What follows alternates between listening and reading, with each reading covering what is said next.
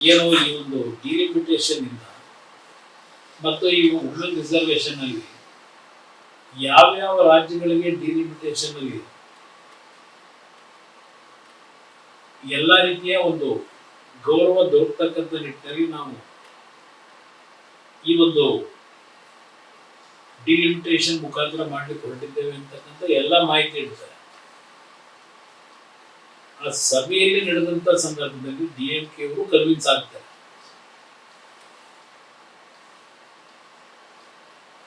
SP ಅವರು ವಿರೋಧ ಮಾಡಲ್ಲ.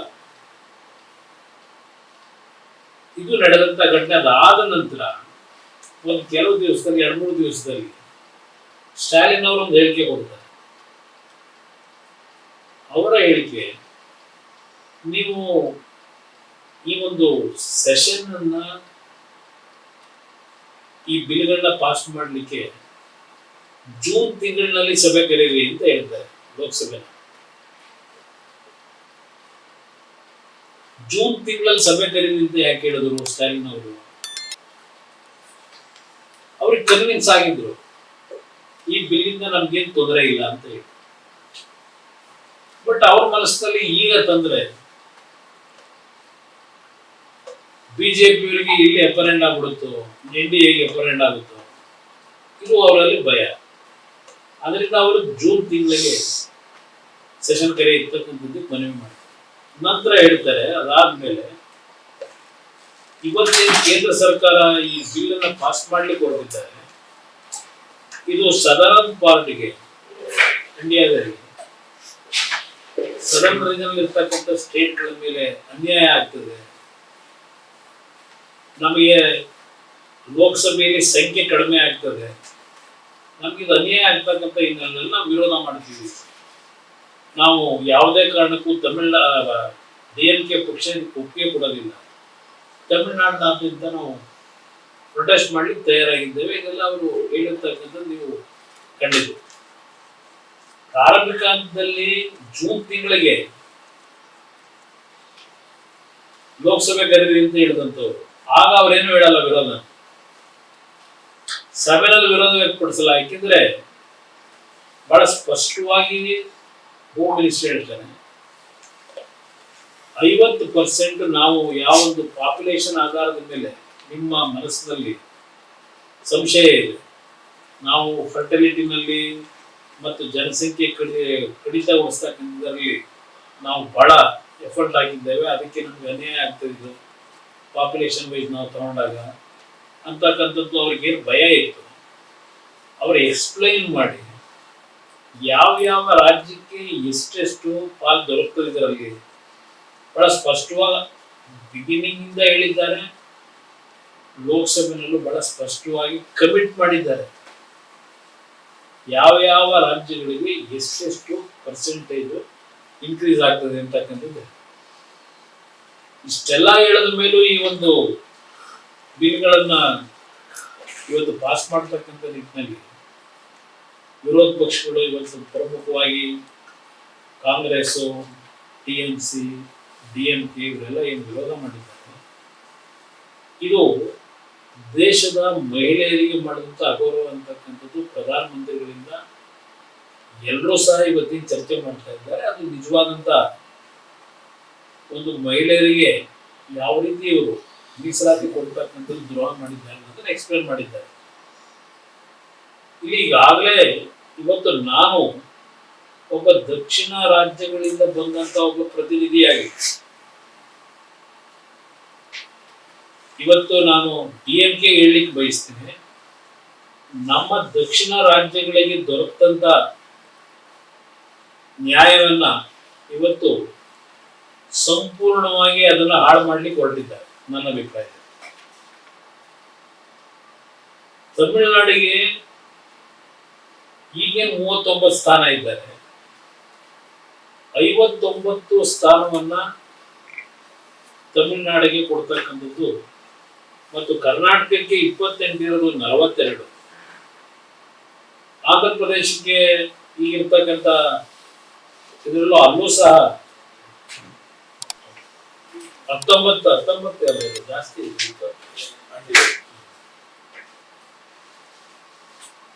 ಆಂಧ್ರ ಪ್ರದೇಶ 38 ಸ್ಥಾನ ಏನಿತ್ತು, 33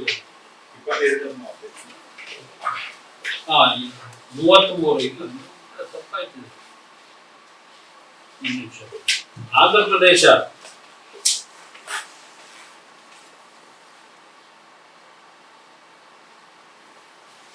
25 ಇರ್ತಕ್ಕಂಥದ್ದು 38.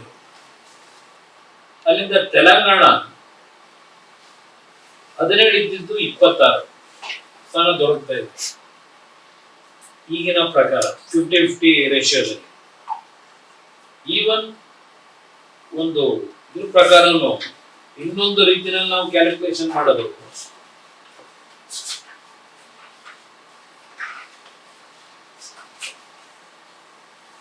ಇಲ್ಲಿ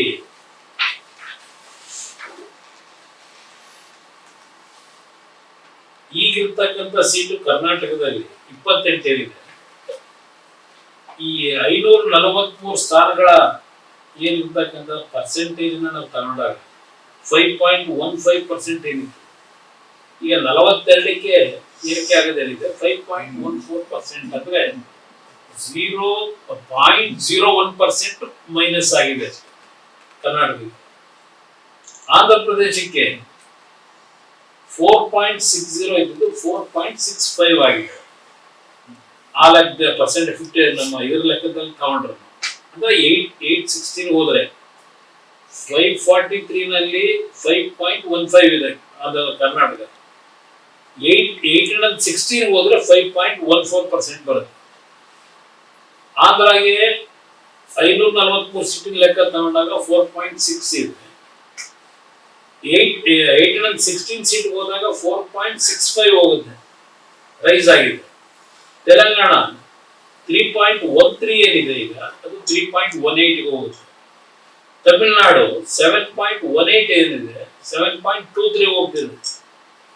ಕೇರಳ 3.68 ಇದ್ದಿದ್ದು 3.67 ಇದೆ.